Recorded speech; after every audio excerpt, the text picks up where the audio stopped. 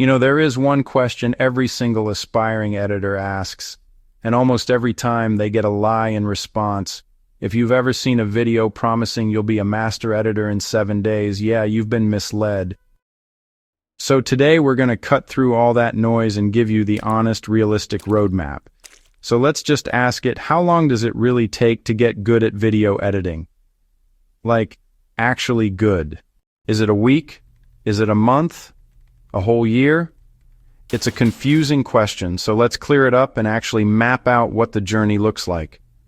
You hop online, and on one side, you've got all the gurus promising you'll be an expert in a weekend. But the honest truth? It's a journey. It's a process. Anyone selling you a 7-day shortcut is, well, they're lying, and it's so important to understand why that promise is just impossible.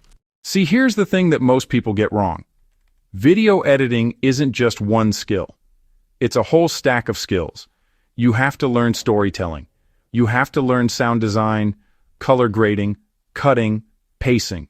I mean, each one of these is its own art form, and that right there is exactly why those get-good-quick promises just fall apart. So, what does the real journey look like? Well, we can break it down into 4 clear stages. First, the basics, then the struggle, and yes, it's a struggle. After that, the storyteller, and finally, the professional.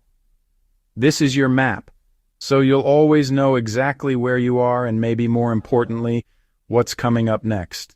All right, let's dive into stage 1.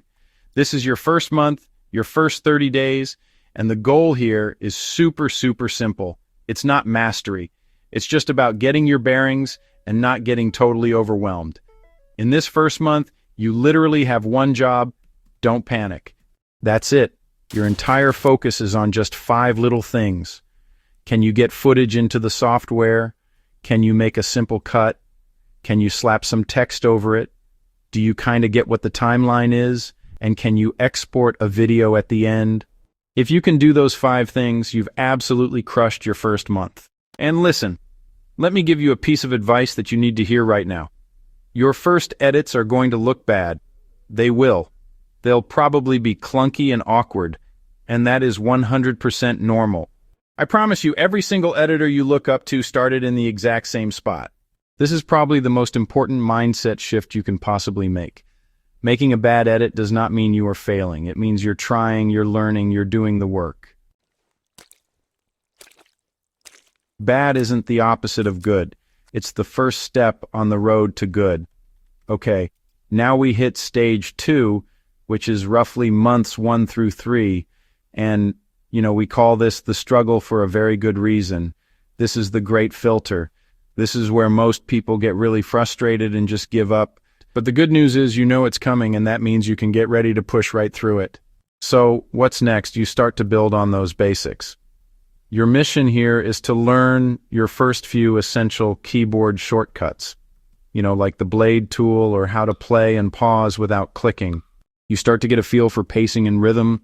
You learn how to clean up distracting background noise and do some simple color correction to make your footage pop. And during this time, you're going to feel slow. You're going to watch some tutorial and think, why can't I move that fast? Let me be really clear about this. You are not slow. You are thinking. You're literally building new pathways in your brain. That feeling of friction, of everything being hard, that's the barrier that stops most people. It's not a sign you're failing. It's the feeling of growth. Now, if you can push through that struggle, you get to stage 3, the storyteller. This is somewhere between 3 and 6 months in, and I'm telling you, something magical happens here. There's a fundamental shift in how your brain sees editing. You completely stop asking, how do I do this? And you start asking, why should I do this? Your focus moves from just operating the software to actually crafting a narrative. You're not just cutting clips anymore. You're making cuts to create a specific emotion. You're not just adding a song. You're designing sound with intention. And here's the payoff. This is the exact moment you transform from just being a software operator into something much more. This is when people see your work and they start calling you an editor. And man, that is a massive milestone. Which brings us to the final stage, stage 4, the professional. This is you from 6 to 12 months in and, well, forever after. And let's be real, being a pro isn't about knowing all the flashy effects. It's about confidence. It's about consistency. So what really separates the storyteller from the pro? It really boils down to these 4 things. Speed, the kind that only comes from muscle memory. Confidence in your creative choices. An efficient workflow that you can repeat every time. And the big one, consistency. So a pro delivers quality work every single time without fail. And I want you to remember this. Professionals aren't some kind of editing geniuses. They're not born smarter than you. They've just put in the hours. They've made thousands of mistakes, and they've learned from every single one of them. That's it. Now, of course, this timeline isn't totally set in stone. There are some key things that can really speed up your progress, and there are some major traps that can stop you in your tracks. Let's break those down real quick. These 4 things can have a huge impact. Yeah, the type of content you're editing matters. The software you pick matters. A slow computer can be frustrating, for sure. But the single biggest factor, the one that trumps all the others, is consistency. Editing for 1 hour every single day is so much better than trying to cram for 7 hours on a Sunday. And this right here, this is the #1 time waster I see. It's the endless cycle of software jumping. You start in Premiere, but then you hear Resolve is better for color, so you switch. Then you see a cool effect in CapCut, and on it goes. You're stuck in a loop, never staying with one tool long enough to get past the basics.